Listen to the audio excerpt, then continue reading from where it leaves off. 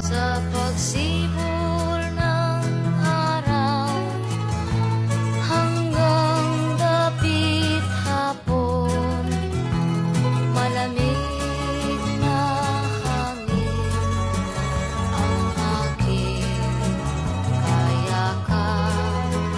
Huwag sanang hadlangan ang aking nilalandas, sapagkat ako'y sabik